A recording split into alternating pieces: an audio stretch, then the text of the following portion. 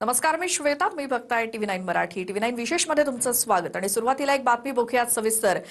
ती म्हणजे नगरपालिका निवडणुकीमध्ये एका व्हिडिओमुळे वादात सापडल्यानंतर विधानसभाध्यक्ष राहुल नार्वेकर पुन्हा एकदा वादात सापडलेत.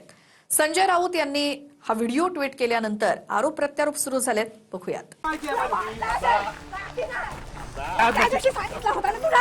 आतमध्ये साखरपुडा होता तेव्हा पण आतमध्ये आम्ही घरात नाही तर संधी सोडून आतमध्ये शिरता का तुम्ही? आम्ही काहीच केलं नाही. तो मुद्दा मला काहीच केलं नाही का भांडणं करू तुमची आहे. बोललो होतो याला माहिती नाही कोण तू आतमध्ये गेला कोण तू आतमध्ये गेला. महाराष्ट्राच्या विधानसभा अध्यक्ष पदावर बसलेले राहुल नार्वेकर एका व्हिडिओनं वादात सापडले. आरोपांनुसार वाद एका जमीन प्रकरणाचा आहे.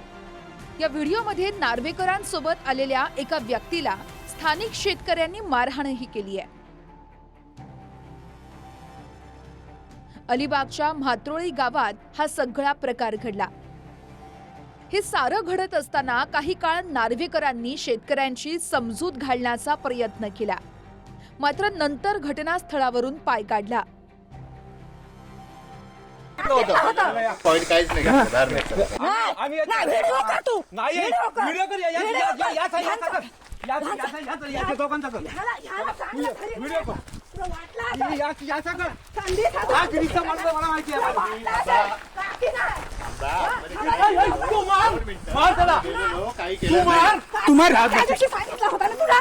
आतमध्ये साखरपुडा होता तेव्हा पण आतमध्ये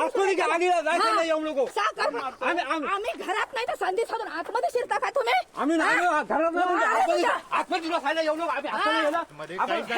चांगलं बोलतो काहीच केलं नाही. तो मुद्दा मला काहीच केलं नाही. तुला माहिती नाही त्याची जागा आमची गेली तरी हे नाही 12 फूट फॉरेस्ट मध्ये जागा किती काढली का भांडणं करू नाही भांडण नाही. मी पद्धतशीर सांगितलं आम्ही नसताना केलं आम्ही असताना केलं असत ना. तुमची आहे.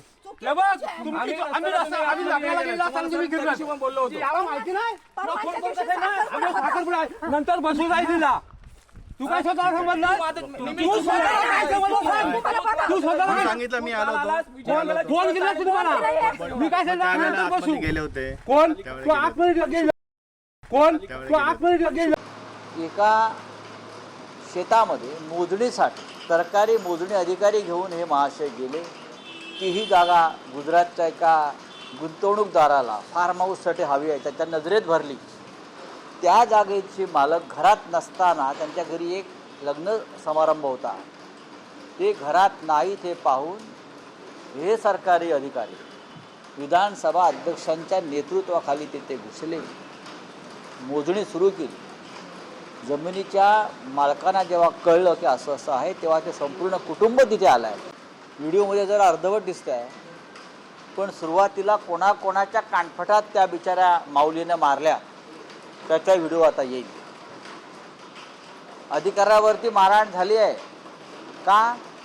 आमच्या जमिनी तुम्ही हिसकावून घेतात बेकायदेशीर. पण रायगड जिल्ह्यात ते सुरू आहे, सिंधुदुर्गात ते सुरू आहे, रत्नागिरी जिल्ह्यात ते सुरू आहे, पालघर भागात ते सुरू आहे. या गुजरातच्या टोलधाडी हे भाजपचे पुढारी सत्तेवरचे मंत्री विधानसभा अध्यक्ष आणत आहेत, कोकणामध्ये घुसवत आहेत आणि कोकणचं स्मशान करतायत, कोकणचं गुजरात करतायत. त्याचा भडका या म्हात्रोळी गावात उडाला. नार्वेकरांच्या दाव्यानुसार स्थानिक शेतकऱ्यांमध्ये जमिनीवरून वाद होता. त्यांचा वाद मी सोडवायला गेलेलो असताना हा प्रकार घडला. मात्र संजय राऊतांच्या दाव्यानुसार नार्वेकर तिथं शेतमोजणीचे अधिकारी घेऊन आले होते. फार्म हाऊससाठी एका गुजराती व्यावसायिकाच्या डोळ्यात ती भरल्यामुळेच नार्वेकर तिथे पोहोचले होते असा आरोप राऊतांनी केलाय. वाद सोडवण्यासाठी गेलो असं नार्वेकर म्हणत असले तरी व्हिडिओमध्ये आम्ही नसताना तुम्ही शेतात का शिरलात असा प्रश्न शेतकरी विचारतायत.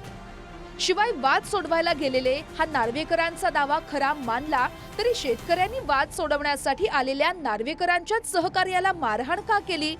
सहकार्याला मारहाण होऊनही नार्वेकर काहीच न बोलता तिथून निघून का गेले हे प्रश्न अनुत्तरित आहेत. या जमिनी शेतकऱ्यांनी विकाव्यात कोकणातल्या, त्यासाठी कसं जिल्हाधिकारी कार्यालय, महसूल विभाग यांच्यावरती कसे दबाव विधानसभा अध्यक्ष म्हणून आणले जात आहेत, याची जर इत्थंभूत माहिती विधानसभा अध्यक्षांना हवी असेल तर मी द्यायला तयार आहे. मी त्या कुटुंबाचं अभिनंदन करतो. सत्ताधाऱ्यांची मी लायकी शब्द वापरत नाही.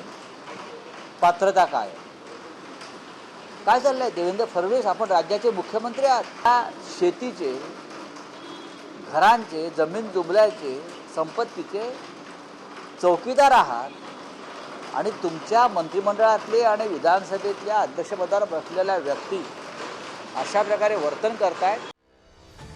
विधानसभा अध्यक्ष नार्वेकरांनी म्हटलंय की संबंधित जमिनीशी माझा कोणताही संबंध नसून मी फक्त वाद सोडवायला गेलो होतो. घडलेल्या प्रकाराशी माझा काहीही संबंध नाही.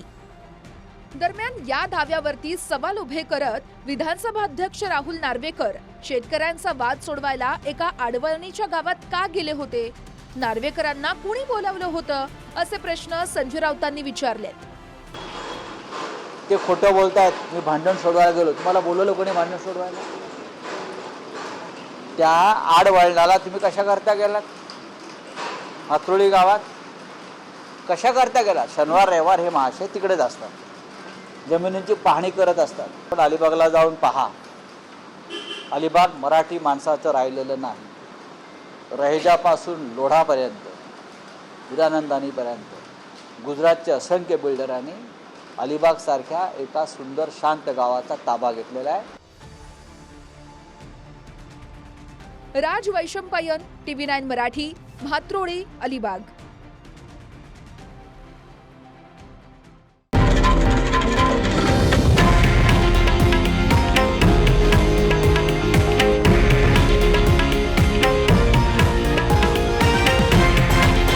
हे आहे देशातील नंबर 1 न्यूज नेटवर्क आणि आपण पाहत आहात TV9 मराठी, एकमेव.